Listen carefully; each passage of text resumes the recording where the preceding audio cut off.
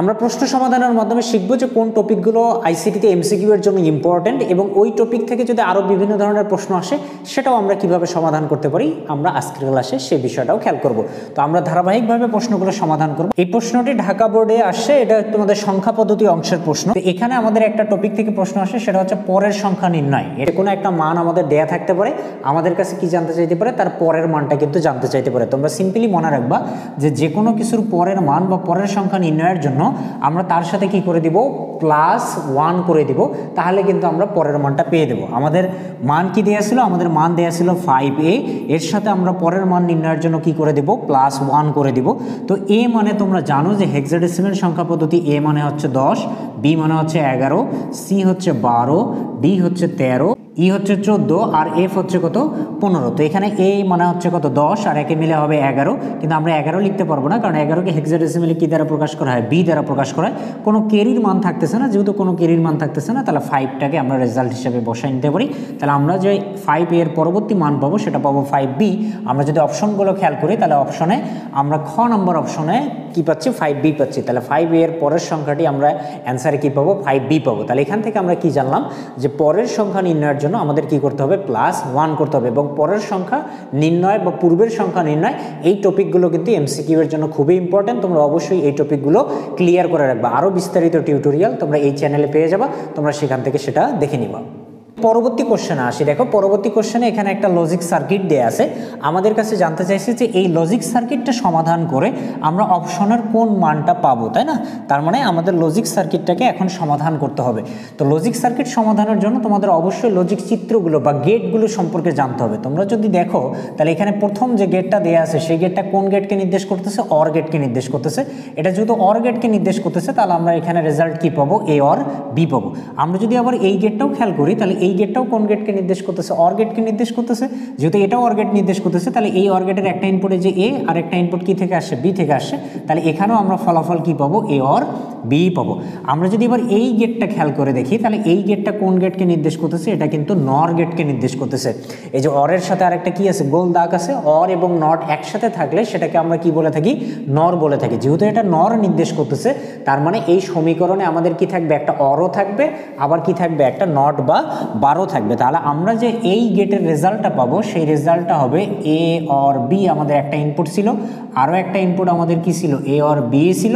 এই দুইটা ইনপুট কোন গেট দ্বারা প্রসেস হয়েছে, নর দ্বারা। তাহলে আমরা এদের মাঝে একটা অর পাবো আর একটা কি পাবো, বার পাবো, তাই না? তাহলে এ দুইটা এ আছে আমরা একটাই লিখতে পারি, দুইটা বি আছে আমরা একটা বি লিখতে পারি, আর উপরে যে বারটা আছে সেই বারটা আমরা কি করলাম, দিয়ে দিলাম। তাহলে আমরা এই ওয়াইকে সমাধান করে বা এই পুরো সার্কিটটা সমাধান করে কোন রেজাল্টটা পাচ্ছি, এই রেজাল্টটা পাচ্ছি। তো আমরা একটু অপশনের সাথে মিলাই দেখি যে এই রেজাল্টটা আমাদের অপশনে আছে কিনা। কোথায় আছে দেখো, দেখি এই যে গ নম্বর যে অপশন আছে সেই গ নম্বর অপশনে কিন্তু এটা আছে। আবার এই অপশনটা এভাবে না থেকে কিন্তু এভাবেও থাকতে পারতো, যে এটা না থেকে যদি এরকম থাকতো তাহলে কিন্তু এটাই আমরা সঠিক অ্যান্সার দিতাম। কেন?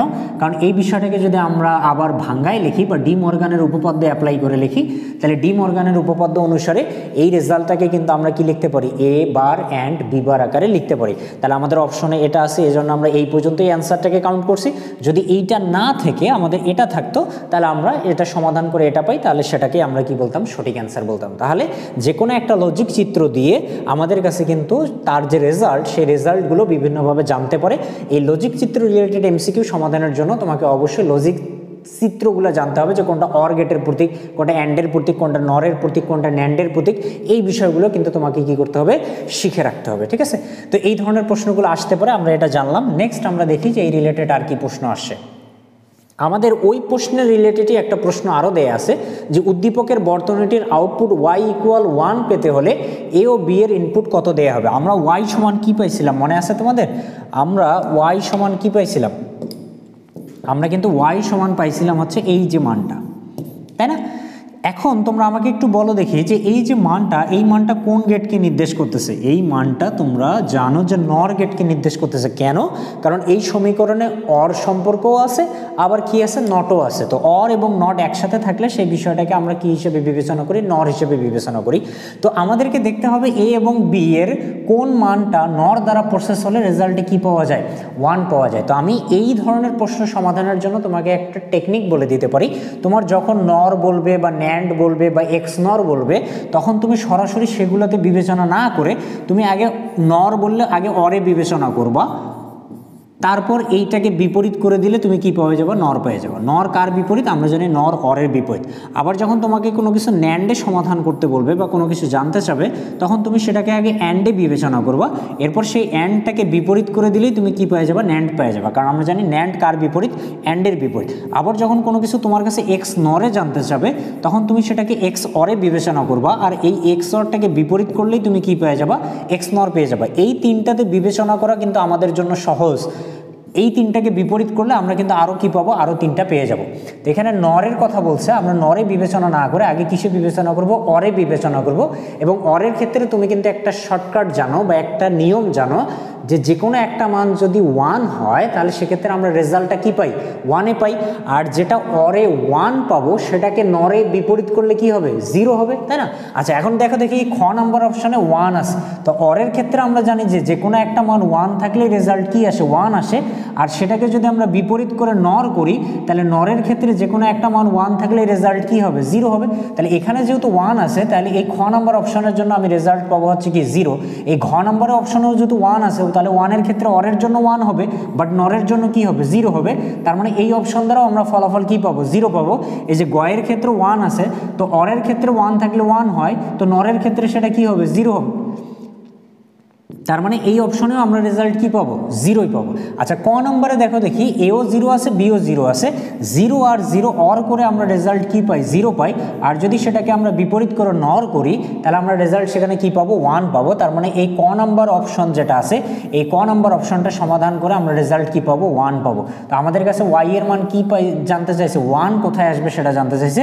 তো এই সবগুলো অপশন বিবেচনা করে আমরা দেখতেছি যে ক নম্বর যে অপশনটা আছে, এই ক নম্বর অপশনের মাধ্যমে আমরা কি পাচ্ছি, এই ক নম্বর অপশনের মাধ্যমে কিন্তু আমরা ওয়াই এর মান কি পাচ্ছি, 1 পাচ্ছি। তাহলে এভাবে কিন্তু তুমি খুব সহজেই মানটা সঠিকভাবে বের করতে পারো। ডাইরেক্ট একবারে নরে বিবেচনা কিন্তু তোমার জন্য কঠিন হয়ে যেতে পারে, অনেক সময় তুমি ভুলও করতে পারো। কিন্তু আমরা যদি আগে অরে বিবেচনা করি, দেন সেটাকে যদি আমরা চেঞ্জ করে দিই, তাহলে আমরা মানটাও সহজে পাবো এবং এক্ষেত্রে ভুল হওয়ার সম্ভাবনাও কিন্তু কি থাকবে, কম থাকবে। একইভাবে যখন ন্যান্ডের কথা বলবে, তখন আমরা আগে অ্যান্ডে বিবেচনা করব, এরপরে সেটাকে বিপরীত করে দিব। কেন? কারণ অ্যান্ডে বিবেচনা করাটা সহজ। আমরা অ্যান্ডের ক্ষেত্রে জানি যে কোনো একটা 0 হলে রেজাল্ট কি হয়, 0 হয়। দেন ওটাকে চেঞ্জ করে ন্যান্ডে যা আসবে তাই, যেটা জানতে চাবে সেই অনুযায়ী তুমি অ্যান্সার দেখাবা। কিন্তু ডাইরেক্ট ন্যান্ডে কনভার্ট করাটা তোমার জন্য একটু কি হইতে পারে, জটিল হইতে পারে, বা একবারে সমাধান করতে গিয়ে তুমি কিন্তু কি করতে পারো, ভুলও করে ফেলতে পারো। ঠিক আছে? তো এই বিষয়টা তোমরা একটু খেয়াল রাখবা। ঠিক আছে? তাহলে আমরা এটার সঠিক অ্যান্সার কি পাচ্ছি, আমরা ক নাম্বারটা পাচ্ছি। দেন দেখো, খেয়াল করো, এখানে বলছে ক্লাসের শিক্ষক আতিককে তার বয়স জিজ্ঞেস করেন। আতিক বলল তার বয়স হচ্ছে এত। এখানে আমাদেরকে একটা সংখ্যা পদ্ধতিতে মান দেওয়া আছে, সেটা কোন সংখ্যা পদ্ধতি, 2 আছে। তাহলে 2 মানে হচ্ছে কোন সংখ্যা পদ্ধতি, বাইনারি সংখ্যা পদ্ধতি, তাই না? তো প্রশ্ন কি বলছে দেখো, প্রশ্ন বলছে যে আতিকের বয়সের সমকক্ষ সংখ্যা কত। অর্থাৎ এই যে আতিকের বয়সটা বাইনারিতে দেয়া আছে, এই বাইনারিটাকে যদি আমি অক্টালে রূপান্তর করি, তাহলে দেখতে হবে যে এই মানটা আসে কিনা। আবার অক্টালে রূপান্তর করে দেখতে হবে এটা আসে কিনা, ডেসিমেলে রূপান্তর করে দেখতে হবে এটা আসে কিনা, হেক্সাডেসিমেলে রূপান্তর করে দেখতে হবে এটা আসে কিনা। তার মানে এই মানটাকে কিন্তু আমাকে 3টে সংখ্যা পদ্ধতিতে রূপান্তর করতে হবে। আমাকে একবার অক্টালে রূপান্তর করে দেখতে হবে যে এই দুইটা মানের কোনটার সাথে মিলে, আবার ডেসিমেলে প্রকাশ করে দেখতে হবে কার সাথে মিলে, হেক্সাডেসিমেলে প্রকাশ করে দেখতে হবে কার সাথে মিলে। যার সাথে মিলবে সেটাই হবে আমাদের অ্যান্সার। তো যখন আমি বাইনারি থেকে অক্টাল করব, যেহেতু প্রথম অপশন দুইটা অক্টালে দেয়া আছে, আমি দেখব যে অক্টালের কোনো একটা হয় কিনা। যখন আমরা বাইনারি থেকে অক্টাল করব, তোমাদেরকে মনে রাখতে হবে যে আমরা বাইনারি থেকে যখন কোনো কিছু কিসের সমাধান করব, আমরা বাইনারি থেকে যখন কোনো কিছু অক্টালে সমাধান করব, তখন কিন্তু সেখানে বিটের হিসাব হবে কয়টা, বিটের হিসাব হবে হচ্ছে 3টা। অর্থাৎ এই যে মানগুলো দেয়া আছে, কি মান দেয়া আছে, 1 0 1 0 0, এগুলাকে আমাদেরকে 3 বিট আকারে সাজাইতে হবে। কয় বিট আকারে সাজাইতে হবে, 3 বিট। তাহলে এই যে আমরা এখানে 3টা বিট পাচ্ছি, এখানে 3টা হচ্ছে না, তাহলে আমরা একটা কি দিব, 0 দিব। এর সমতুল্য মান কত বলো দেখি, এটার সমতুল্য মান হচ্ছে 1 2 4, তাহলে এটার সমতুল্য মান হচ্ছে 4, এটার সমতুল্য মান 1 2 4, শুধু 2 এর নিচে 1 আছে, তার মানে 2, অর্থাৎ 24। এই মানটাকে অক্টালে প্রকাশ করলে আমরা কি পাই, 24 বা 24। একটা মান দেয়া আছে অক্টালে 20, তার মানে এটা সঠিক নয়। একটা মান দেয়া আছে অক্টালে 24, তাহলে এটাই হচ্ছে কি আমাদের সঠিক অ্যান্সার। যদি আমরা অ্যান্সারটা না পাইতাম, তাহলে আমরা ডেসিমেল করে দেখতাম যে এটা আসে কিনা, হেক্সাডেসিমেল করে দেখতাম যে এটা আসে কিনা। তো তোমাদের সুবিধার্থে আমি ডেসিমেল এবং হেক্সাডেসিমেলটাও করে দিচ্ছি, দেখাচ্ছি যে আসলে ওগুলো আসে কিনা। আমরা যদিও অ্যান্সারটা পেয়ে গেছি, তারপরে তোমাদের শেখার সুবিধার্থে আমি বাকি অপশন দুইটাও একটু টেস্ট করাই দিচ্ছি। আমরা যদি এখন এই বাইনারি মানটাকে কিসে কনভার্ট করি, ডেসিমেলে কনভার্ট করি, বাইনারি মানটা কী দিয়ে আছে 10100, ডেসিমেলে কনভার্ট করার সময় কিন্তু আর বিটের হিসাব হয় না। যেমন অক্টালে আমরা কয় বিট বিবেচনা করলাম, 3 বিট বিবেচনা করলাম। যখন তুমি মনে রাখবে যে বাইনারি থেকে যখন তুমি কোনো কিছু ডেসিমেলে সমাধান করবা, তখন কিন্তু আর তুমি বিটের হিসাব করবে না, তখন সবগুলো বিটের মানকেই তোমাকে কাউন্ট করতে হবে। অর্থাৎ এই যে আমাদের স্থানীয় মানের সিকোয়েন্সটা এরকম হবে, স্থানীয় মানের সিকোয়েন্সটা এই যে আমাদের এরকম হবে, যে এটা কী হবে, এটা 1 হবে, এটা 2 হবে, এটা 4 হবে, এটা 8 হবে, এটা 16। আরও যদি থাকতো তাহলে আমরা আরও নিতাম, অর্থাৎ 3 বিট 4 বিট এগুলো কোনো হিসাব হবে না। যতগুলো বিট থাকবে আমাদেরকে সবগুলো বিটেই সেখানে বিবেচনা করতে হবে। তাহলে এবার কার কার মান 1 আছে দেখো দেখি, 16-র মান 1 আর 4-এর মান 1, তাহলে 16 আর 4 মিলে কত হবে, 20 হবে। অর্থাৎ এই মানটাকে যদি আমরা ডেসিমেলে কনভার্ট করতাম তাহলে কী পাইতাম, 20 পাইতাম। কিন্তু এখানে ডেসিমেলে কত আছে, 24 আছে, তার মানে এই অপশনটা সঠিকভাবে দেয়া ছিল না। আবার যদি আমরা এই অপশনটাকেও টেস্ট করতে চাই, এটা কিসে দেয়া আছে, এটা আছে হেক্সাডেসিমেলে, আর আমাদের মানটা কিসে দেয়া আছে, বাইনারিতে। তোমাদেরকে মনে রাখতে হবে যদি কোনো মান কিসে দেয়া থাকে, যদি কোনো মান বাইনারিতে দেয়া থাকে আর যদি সেটাকে আমাদেরকে কিসে প্রকাশ করতে বলে, হেক্সাডেসিমেলে প্রকাশ করতে বলে, হেক্সাডেসিমেলে প্রকাশ করতে বলে, তাহলে সেখানে বিটের হিসাব হবে কয় বিট, সেখানে বিটের হিসাব হবে হচ্ছে 4 বিট। আমাদের মানটা কি দেওয়া ছিল, মানটা ছিল 10100।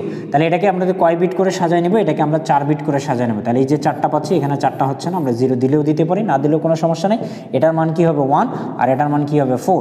তার মানে এটা হেক্সাডেসিমেলে প্রকাশ করলে কি হয় 14, বাট এখানে কি দেওয়া আছে 24, তার মানে এটাও সঠিকভাবে দেয়া ছিল না। তাহলে আমরা এখানে সঠিক আনসার পাচ্ছি খ, এটাই আমাদের মিলতেছে। তবে যদি আমরা ক্ষয়ের সঠিক অ্যান্সার না পাই, তখন আমাদের কিন্তু বাকিগুলো বিবেচনা করে নিতে হবে। এভাবে কিন্তু আমরা এই অ্যান্সারটা পেয়ে যাবো। তাহলে আমরা এখান থেকে বেশ কয়েকটা বিষয় শিখলাম, যে বাইনারি থেকে যখন আমরা অক্টাল করব তখন 3 বিট হিসাবে বিবেচনা করতে হবে, বাইনারি থেকে যখন আমরা হেক্সাডেসিমেল করব তখন 4 বিট বিবেচনা করতে হবে, আর বাইনারি থেকে যখন আমরা ডাইরেক্ট কী করবো, ডেসিমেল করব, তখন আর বিটের কোনো হিসাব হবে না, তখন যতগুলো মান দেওয়া আছে সবগুলো মান বিবেচনা করেই আমাদের কি করতে হবে, অ্যান্সারটাকে নির্ণয় করতে হবে। ঠিক আছে, আমরা 4 পর্যন্ত করে নিলাম এবং 5 এই উদ্দীপকের অনুসারেই দেওয়া আছে। দেখো 5-এ কি বলা আছে, 5-এ বলা আছে যে 10 বছর পর আতিকের বয়স হেক্সাডেসিমেলে কত হবে। অর্থাৎ আতিকের বর্তমান বয়স কি দেওয়া আছে, আতিকের বর্তমান বয়স দেওয়া আছে এটা, এই মানটা 10 বছর পর হেক্সাডেসিমেলে কি হবে সেটা তোমার কাছে জানতে চাইছে। তো 10 কি আছে, ডেসিমেলে আছে। আমাদের যেহেতু মান একটা কিসে দেয়া আছে, বাইনারিতে দেয়াই আছে, আমরা এই 10টাকে এই বাইনারির সাথে কি করতে পারি, যোগ করতে পারি, করে ওই যোগফলের মানটাকে আমি কিসে প্রকাশ করতে পারি, হেক্সাডেসিমেলে প্রকাশ করতে পারি। বিষয়টা কীরকম দেখো, আতিকের বর্তমান বয়স কত, আতিকের বর্তমান বয়স হচ্ছে 10100, তাই না। এখন আমার কাছে জানতে চাইছে 10 বছর পর, তো আমি আগে বাইনারিতেই বের করব যে তার 10 বছর পর বয়সটা কত হবে। তো 10 যেহেতু ডেসিমেলে আছে, আমাকে এটাকে বাইনারি করতে হবে। তোমরা জানো যে 10 ডেসিমেলে থাকলে এর সমতুল্য বাইনারি মান হবে 1010। তাহলে এই মানের সাথে আমাকে কি করতে হবে, 1010 যোগ করে দিতে হবে। আমি যদি 1010 যোগ করি তাহলে 0 আর 0 0ই হয়, 0 আর 1 1ই হয়, 10 1ই হয়, 0 আর 1ও কি হবে 1ই হবে, 1 থাকতেছে 1 থেকে যাবে, তাই না। তাহলে এই যে 10 বছর পর আতিকের বয়স হচ্ছে এটা আমি কিসে প্রকাশ করছি, এটা কিন্তু আমরা বাইনারিতে প্রকাশ করছি, বাট আমার রেজাল্টটা জানতে চাইছি কিসে, হেক্সাডেসিমেলে। তো একটু আগেও এই প্রশ্ন সমাধানের সময় আমি তোমাকে কি বললাম, যখন আমাদেরকে বাইনারি থেকে হেক্সাডেসিমেল সমাধান করতে বলবে তখন আমাদের সেখানে বিটের হিসাব হবে কয়টা, 4টা। তাহলে এই যে বাইনারিতে রেজাল্টটা পাইছি, এটাকে আমাকে এখন কয় বিট আকারে সাজাইতে হবে, এটাকে আমাকে কিন্তু এখন 4 বিট আকারে সাজাইতে হবে। তাহলে সাজাই নাও। তাহলে এই যে আমরা 4টা বিট পাচ্ছি, এখানে শুধু 1 থাকতেছে, সামনে তুমি 3টা 0 দিলে দাও, না দিলে নাই, কোনো সমস্যা নাই। তাহলে এই সমতুল্য মান কত 1, আর এখানে 8 4 12 আর 2 14। তো হেক্সাডেসিমেলে 14 এর সমতুল্য মান তোমরা কি জানো, ই জানো। তাহলে আমরা এই মানটাকে হেক্সাডেসিমেলে প্রকাশ করে কি পাচ্ছি, 1e পাচ্ছি। 1e দেখো দেখি এখানে কোন অপশনে আছে, 1e এই যে খ নম্বর অপশনে আছে। তাহলে এটাই হবে আমাদের কারেক্ট অ্যান্সার। আমাদের মানটা কিন্তু শুধু বাইনারিতে রাখলে হবে না, আমাদের রেজাল্টটা কিসে জানতে চাইছি, হেক্সাডেসিমেলে। অপশনও কিসে দেওয়া আছে, হেক্সাডেসিমেলে। তাহলে ওই বাইনারিটাকে আমরা কিসে প্রকাশ করব, হেক্সাডেসিমেলে প্রকাশ করব। তাহলে হেক্সাডেসিমেলে প্রকাশ করলে কি হবে, 1e। শুধু এই বাইনারিটাকে কিন্তু হেক্সাডেসিমেলে প্রকাশ করলে হবে না, তোমাকে বলছে যে 10 বছর পর যে বয়সটা হবে সেটার হেক্সাডেসিমেল মান কত।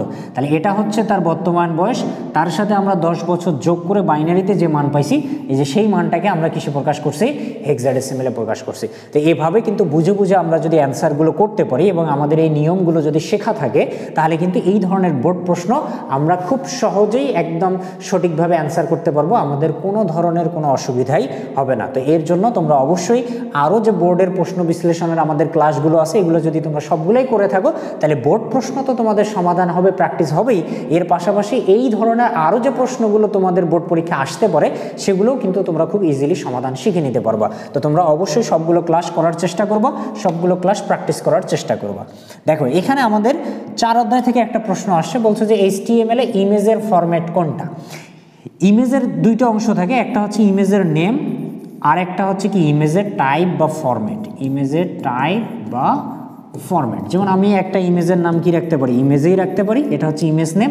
আর টাইপ বা ফরম্যাট কি হইতে পারে, .jpg হইতে পারে, .jpeg হইতে পারে, ঠিক আছে। এরপরে কি হইতে পারে, .png হইতে পারে, এরপরে কি হইতে পারে, এরপরে হইতে পারে হচ্ছে .bmp বিটম্যাপ ইমেজ হইতে পারে, এরপরে কি হইতে পারে, gif হইতে পারে। এগুলো হচ্ছে কি, এগুলো হচ্ছে ইমেজের ফাইল টাইপ বা ফরম্যাট। এখন নেম যে কোনো কিছু হইতে পারে, নেম ইমেজ হইতে পারে, ফটো হইতে পারে, পিকচার হইতে পারে। তাহলে ইমেজের দুইটা অংশ থাকে, একটাকে আমরা নেম বলতেছি আর একটাকে আমরা কি বলতেছি, টাইপ বা ফরম্যাট বলতেছি। টাইপ হিসাবে কি হইতে পারে, জেপিজি হইতে পারে, জেপিইজি হইতে পারে, পিএনজি হইতে পারে, বিএমপি হইতে পারে, জিআইএফ হইতে পারে। এর বাদেও কিন্তু আরও কি আছে, অনেকগুলো ফাইল টাইপ বা ফরম্যাট আছে। তো আমাদের বইতে মোটামুটি এগুলোই উল্লেখ করা আছে। তোমরা এগুলো জানা রাখলে অপশনে যদি থাকে এই রিলেটেড প্রশ্ন, তাহলে এই ধরনের অপশনগুলোই তোমাদের দিবে। তো আমরা এখন দেখি যে আমাদের অপশনে দেওয়া মানগুলো এগুলোর মধ্যে কোনটা কোনটা আছে। তাহলে এই যে .gif আছে, এই যে আমরা জানি gif একটা ফাইল টাইপ বা ফরম্যাট। .png আছে, এই যে pngও কি একটা ফাইল টাইপ বা ফরম্যাট। .psd কিন্তু কি নয়, ফাইল টাইপ বা ফরম্যাট নয়। কার নয়, ইমেজের। .psd হচ্ছে একটা ফটোশপ ডকুমেন্টের ফাইল টাইপ বা ফরম্যাট, বাট আমাদের কাছে এখানে কি জানতে চাইছে, ইমেজের ফাইল টাইপ বা ফরম্যাট জানতে চাইছে। তো ইমেজের ফাইল টাইপ বা ফরম্যাট হচ্ছে এটা। তোমাদের কার ফাইল টাইপ বা ফরম্যাট কি এটা কিন্তু মনে রাখতে হবে। একইভাবে এই প্রশ্নটাও তোমাদের আসতে পারে যে HTML এর ফাইল টাইপ বা ফরম্যাট কি কি। তো তোমাদের মনে রাখতে হবে HTML এর ফাইল টাইপ বা ফরম্যাট দুইটা, একটা হচ্ছে কি .html আর একটা হচ্ছে কি .htm। একইভাবে তোমার ইমেজের ফরম্যাটও জানতে চাইতে পারে, আবার HTML ডকুমেন্টেরও কি জানতে চাইতে পারে, ফাইল টাইপ বা ফরম্যাট জানতে চাইতে পারে। তো HTML ডকুমেন্টের ফাইল টাইপ বা ফরম্যাট দুইটা, একটা হচ্ছে কি .html আর একটা হচ্ছে কি .htm। এভাবে কিন্তু আমরা এই বিষয়গুলো জানা থাকলে এই প্রশ্নগুলোর অ্যান্সার করে নিতে পারবো। এখানে বলা আছে HTML এ বড় হেডিং এলিমেন্ট কোনটি।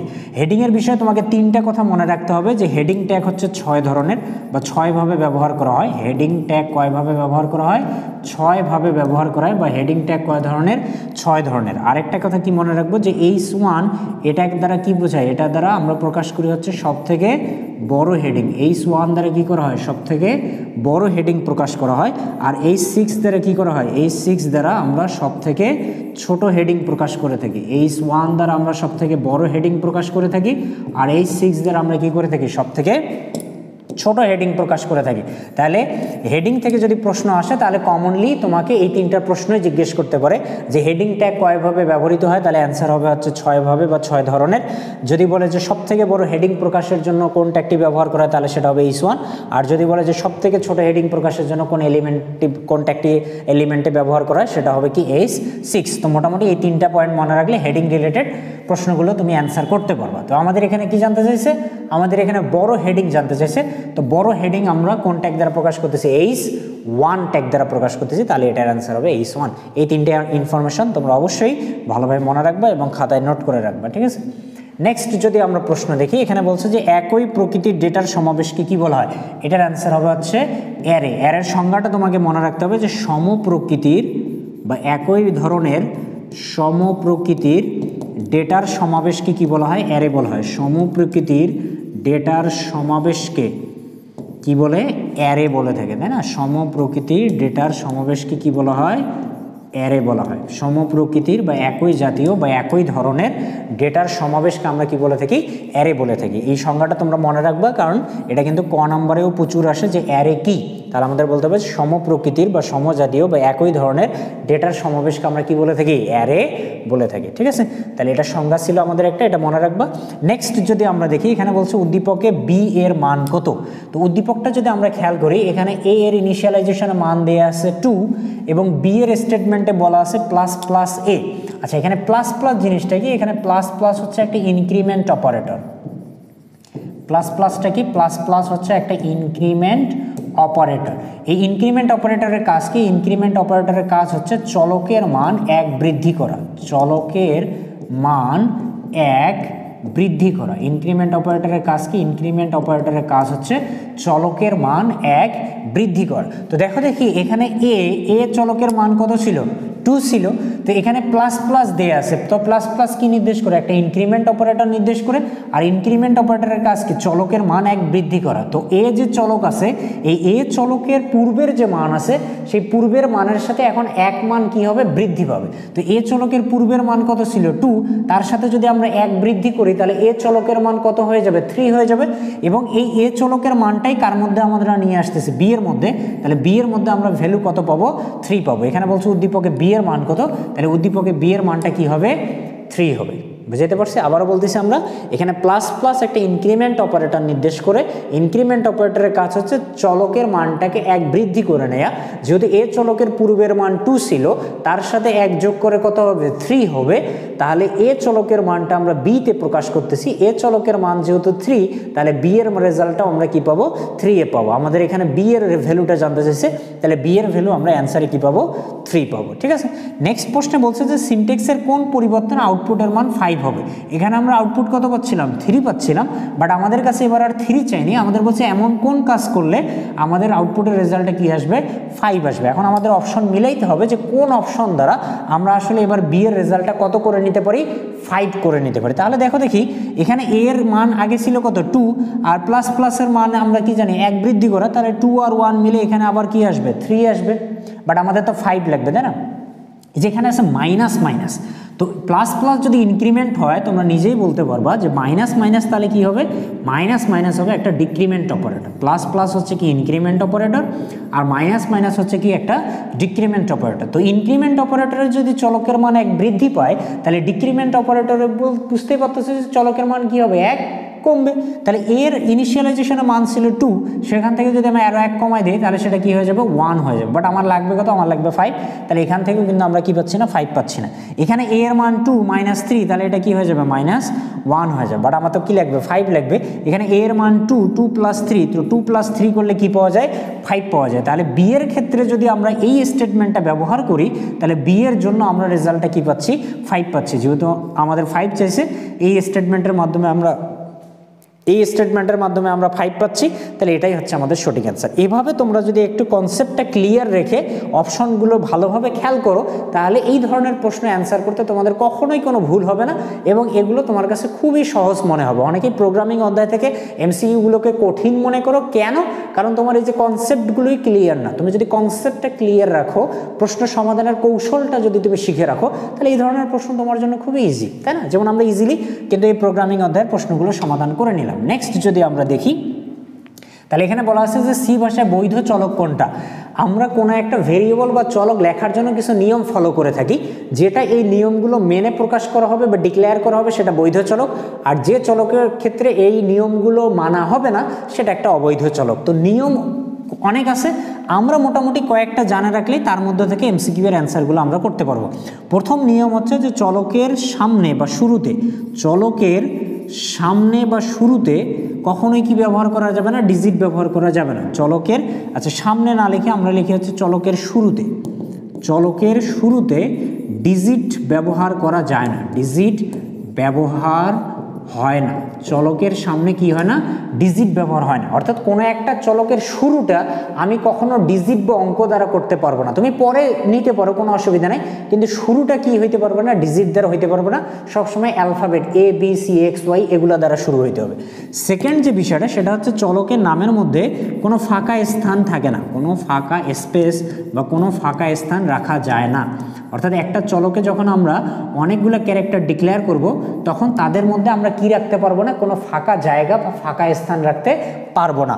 এরপরে তোমাকে মনে রাখতে হবে, আমরা যে স্পেশাল ক্যারেক্টারগুলো চলকের মধ্যে ইউজ করব, তার মধ্যে আমরা কেবলমাত্র আন্ডারস্কোরকেই ব্যবহার করতে পারবো। এই যে আন্ডারস্কোর, একটা চিহ্ন আছে কি? একটা চিহ্ন আছে হাইফেন, আর একটা হাইফেনের থেকেও নিচে একটা চিহ্ন দেখবা তোমরা কিবোর্ডে আছে, এই চিহ্নটাকে বলা হয় কি? এই চিহ্নটাকে বলা হয় আন্ডারস্কোর। তো আমরা স্পেশাল ক্যারেক্টারের মধ্যে কেবলমাত্র আন্ডারস্কোরটাই ব্যবহার করতে পারি, আন্ডারস্কোরটাই কি করা যায়? ব্যবহার করা যায়।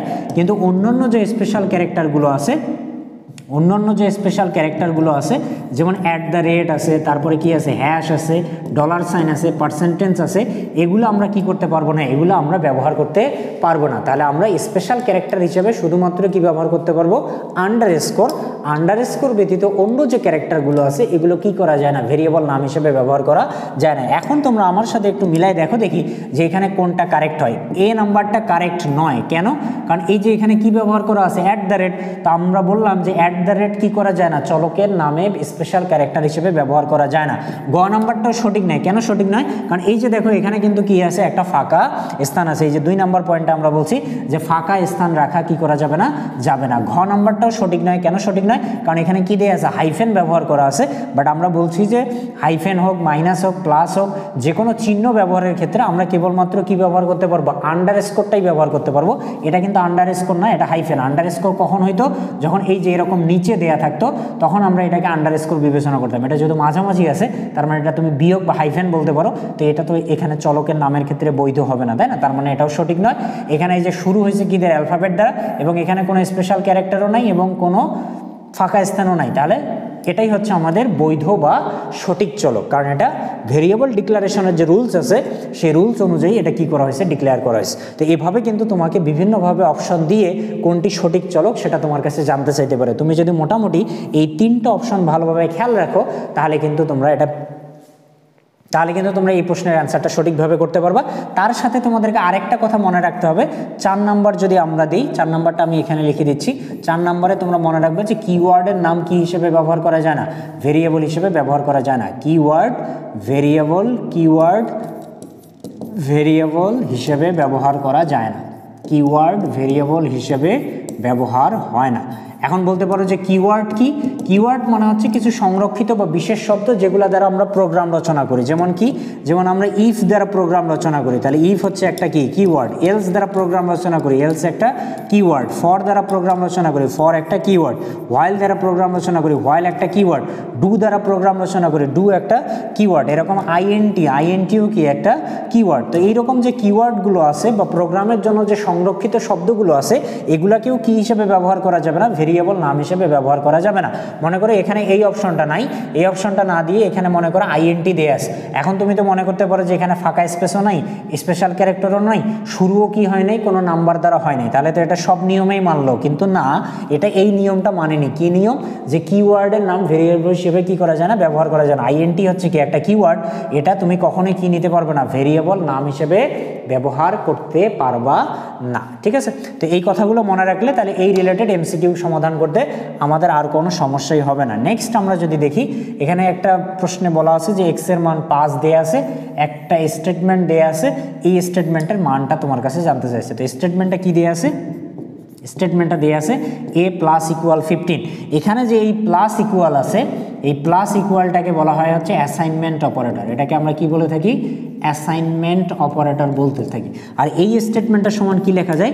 এই স্টেটমেন্টটার সমান আমরা লিখতে পারি x = x + 15। এটাকে সংক্ষেপ করে অ্যাসাইনমেন্ট অপারেটরের মাধ্যমে এভাবে লেখা হয়। অর্থাৎ আমরা যদি বলি যে a + b, তার মানে এটার সমান আমরা কি লিখতে পারি? a = b লিখতে পারি। যে a = b লেখা যে কথা, a + b লেখাও কিন্তু সেম কথা। তাহলে এখানে a + = 15, এটাকে আমরা ভাঙ্গায় কি লিখতে পারি? x = x + 15 লিখতে পারি। তো এখানে x এর কিন্তু একটা ইনিশিয়াল মান দেয়া আছে, সেটা কত দেয়া আছে? 5 দেয়া আছে। এর সাথে আমাদের আরও 15 অ্যাড করতে হবে, তাহলে 5 আর 15 হবে কত? 20। তাহলে এই যে এক্সপ্রেশন বা স্টেটমেন্ট আছে এটার মান কত হবে? এটার মান হবে হচ্ছে 20। তাহলে এই যে আমরা এখানে কি পাবো? 20 পাবো। ঠিক আছে, আচ্ছা নেক্সট যদি আমরা দেখি, এখানে কি বলা আছে? এখানে উপরে একটা সত্যক সারণী আছে, সত্যক সারণীটা কোন গেটকে নির্দেশ করে সেটা আমাদের কাছে কিন্তু জানতে চাইছে।